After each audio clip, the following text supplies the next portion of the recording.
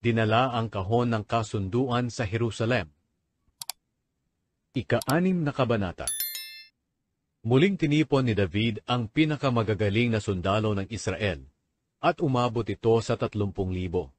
Lumakad sila papuntang Baala, na sakop ng Huda, para kunin doon ang kahon ng Diyos, kung saan naroon ang presensya ng Panginoong makapangyarihan. Nakaluklok ang Panginoon sa gitna ng 2 kerubin na nasa ibabaw ng kahon. Kinuha ni David ang kahon ng kasunduan ng Diyos na nandoon sa bahay ni Abinadab sa Boron, at isinakay ito sa bagong kariton. Sina Uza at Ahiyo na anak ni Abinadab ang umaalalay sa kariton.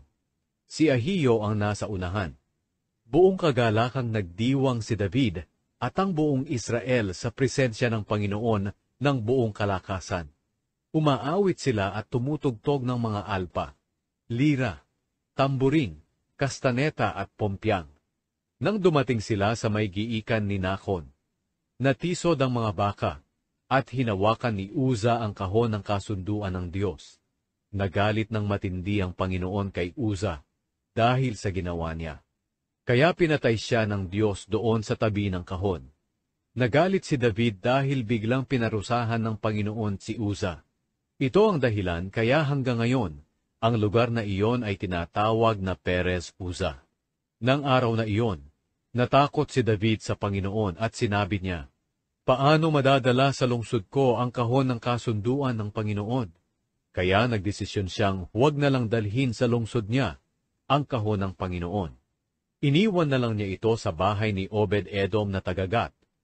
Nanatili ang kahon ng Panginoon sa bahay ni Obed-Edom sa loob ng 3 buwan, at pinagpala siya ng Panginoon, maging ang buo niyang sambahayan.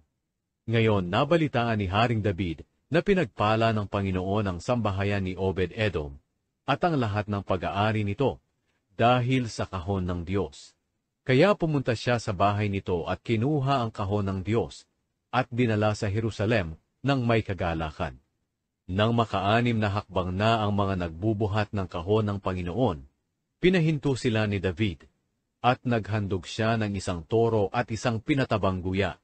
At sumayaw si David ng buong sigla sa presensya ng Panginoon na nakasuot ng espesyal na damit na gawa sa telang linen. Habang dinadala ni David at ng mga Israelita ang kahon ng kasunduan ng Panginoon, nagsisigawan sila at umiihip ng trompeta. Nang papasok na ng lungsod ang kahon ng Panginoon, dumungaw sa bintana si Mikal na anak ni Saul. Nakita niyang nagtatatalon at nagsasasayaw si Haring David sa presensya ng Panginoon, at ikinahiya niya ang ginawa nito.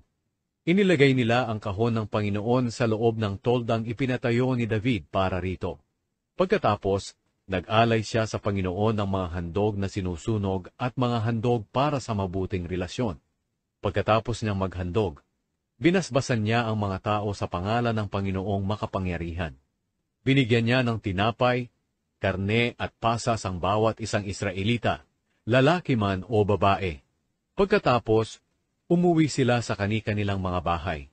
Nang umuwi si David para basbasan ang sambahayan niya, sinalubong siya ni Mikal na anak ni Saul at kinutya.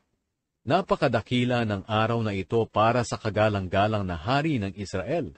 Sumasayaw kang halos hubad na sa harap ng mga babaeng alipin ng mga opisyal mo. Hindi ka man lang nahiya. Sinabi ni David kay Mikal, "Ginawa ko iyon sa presensya ng Panginoon na pumili sa akin kapalit ng iyong ama, o ng kahit sino pa sa angkan niya. Pinili niya akong mamahala sa mga mamamayan niyang Israelita, kaya ipagpapatuloy ko ang pagsasaya sa presensya ng Panginoon. At kahit na nakakahiya pa ang gagawin ko para sa pagdiriwang ng Panginoon, gagawin ko pa rin ito. Kahiya-hiya ako sa paningin mo, pero marangal ako sa paningin ng mga babaeng alipin na sinasabi mo." Dahil dito, hindi nakaanak si Mikal hanggang sa mamatay siya.